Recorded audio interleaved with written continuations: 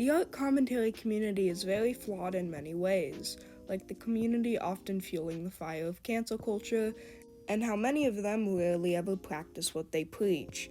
And while I will be discussing the latter in this video, this is mostly about something many people in the art commentary community have fallen victim to, and many haven't noticed to be an issue: identity politics.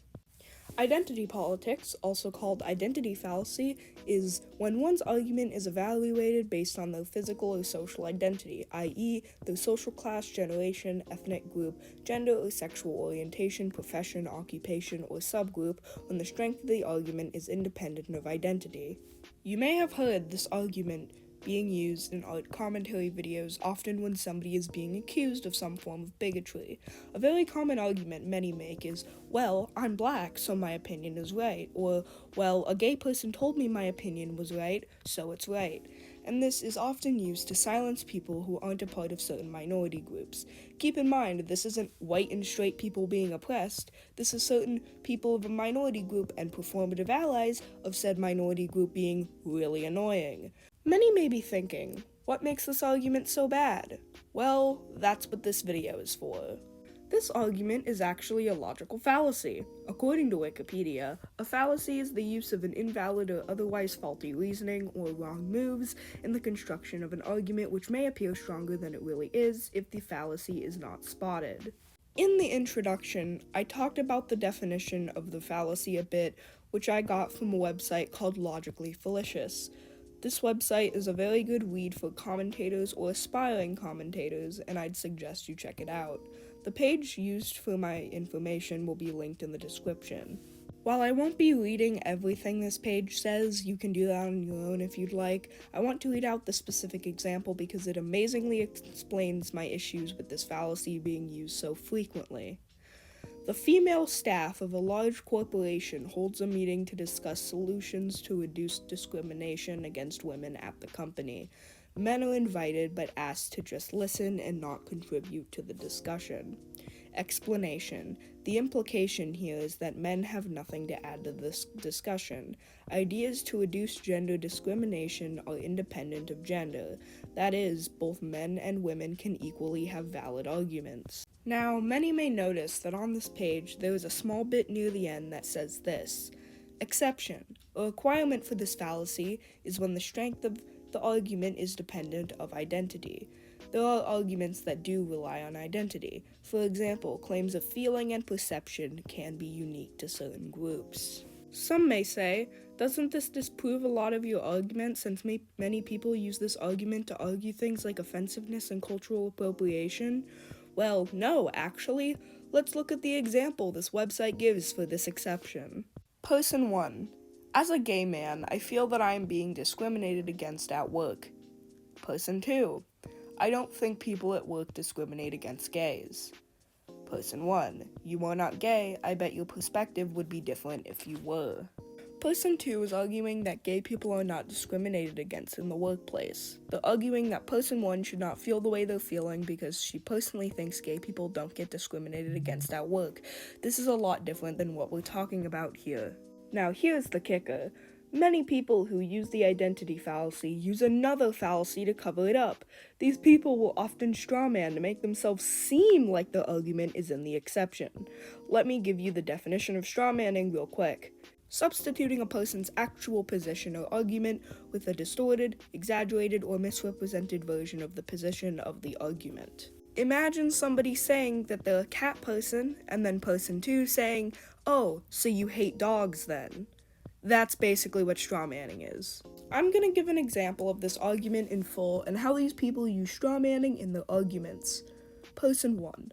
I personally think that Sashley's use of the N-word when she was younger is something we should put in the past, as it was 3 years ago and she has issued an apology and changed.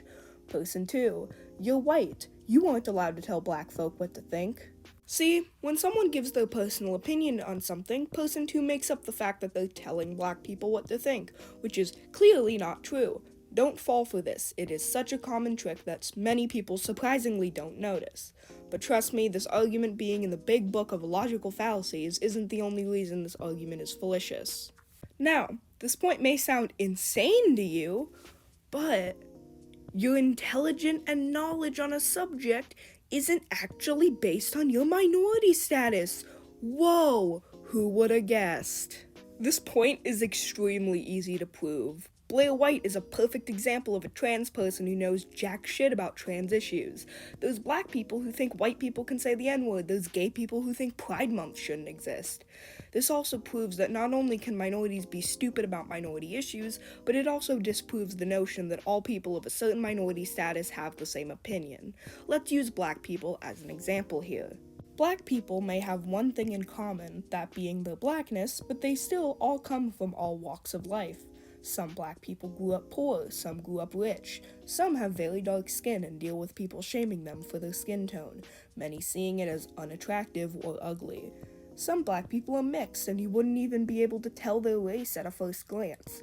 Some black people grew up in areas where racism is very normalized, and some grew up with not much racism being thrown at them at all due to where they live. Black people are all different, and treating every black person like they're a black community spokesperson is annoying and causes so much confusion.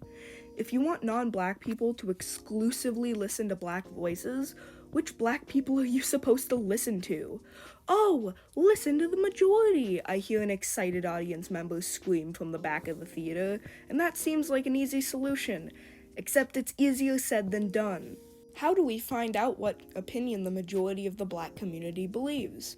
Many people get this majority by asking their black friends or audience members, except that's not how to get the majority of literally anything. 1. The sample size is gonna be tiny. Unless you're PewDiePie, you aren't gonna get enough answers to even be close to an acceptable survey, especially if you're just asking a few of your black friends. 2. Of course your friends and audience members are gonna have similar opinions to you. Are you kidding me? If someone who, let's say, thinks white people can't and should not say the N-word asks their black friends, hey, do you think white people saying the N-word is okay? Of course they're gonna say no because they're your friends. Yet if someone who had the opposite opinion asked their black friends, they'd probably say, yeah, lol, who cares if white people use the N-word? People surround themselves with people who agree with them, and this also includes a person's audience, especially a commentator's audience. I found out way later that there's actually 2 fallacies that describe what I'm talking about, and I think that's very funny. You cannot base majority off of a small biased group of people. Professionally written scientific studies have massive sample sizes for a reason. But let's say you were actually able to prove that the majority of black people agree with you. Well, trust me, there's a logical fallacy for that too. This fallacy has many names, one of its names literally being appeal to majority. When the claim that most or many people in general or of a particular group accept a belief as true as presented as evidence for the claim, accepting another person's belief or many people's beliefs without demanding evidence as to why the person accepts the belief is lazy thinking and a dangerous way to accept information. A lot of people believe X, therefore, X must be true. Where have I heard that argument before?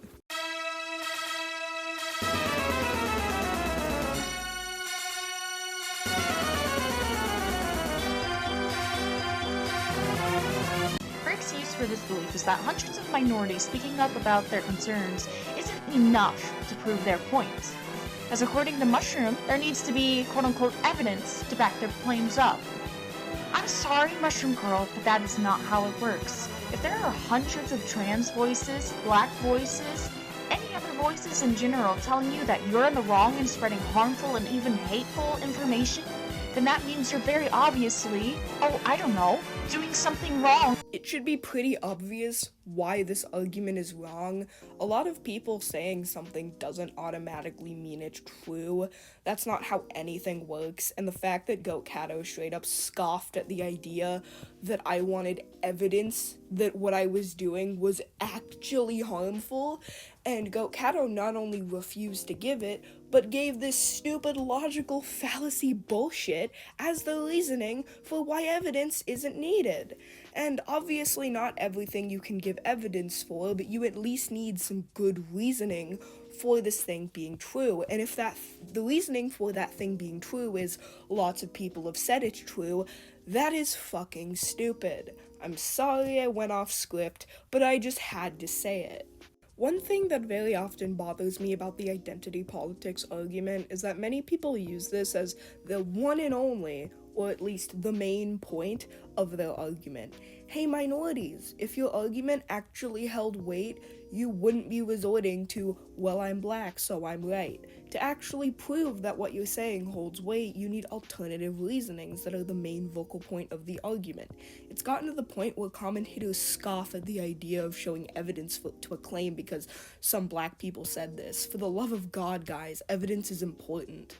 If you feel like that what the majority are saying is right, you need to actually give good reasoning or evidence to why it's right, and if you don't have that, then it's probably not right. One fun thing about this fallacy is the pseudo-allies who push it. God, these performative little shits really make me angry because they're always hypocrites. It's so annoying to watch a white person tell another white person that they can't have an opinion on a black issue while they proceed to have an opinion on a black issue. Hey, white saviors, listen up. Whether or not white people can use the N-word is a black issue. If you've ever said white people shouldn't say the N-word, you're being a hypocrite. And when people who disagree with these white saviors use their own logic against them, citing a black person who disagrees with them, they throw a fit and say, that's one black person, ignoring the fact that they're getting all their arguments from their biased black friend, and probably like Thuman or something. When I cited Spooksy for my opinion on blackwashing, all people could do was throw ad hominem attacks on her, accusing her of being a pro-shipper. It was frustrating, yet it proved my point that these people just want to be told they're right over and over again by their biased minority friends, and when someone of the same minority group disagrees, they brush them off because they apparently aren't the majority. What have we learned today? Well, 1. Don't use logical fallacies for the basis of an argument. 2. Be a real ally and listen to everyone from all walks of life and make an educated opinion. 3. Don't let people bully or manipulate you into listening to them because of their minority status. It's really common, and you need to be able to call that behavior out when it happens. I hope everyone watching learns something and has a great day. Goodbye.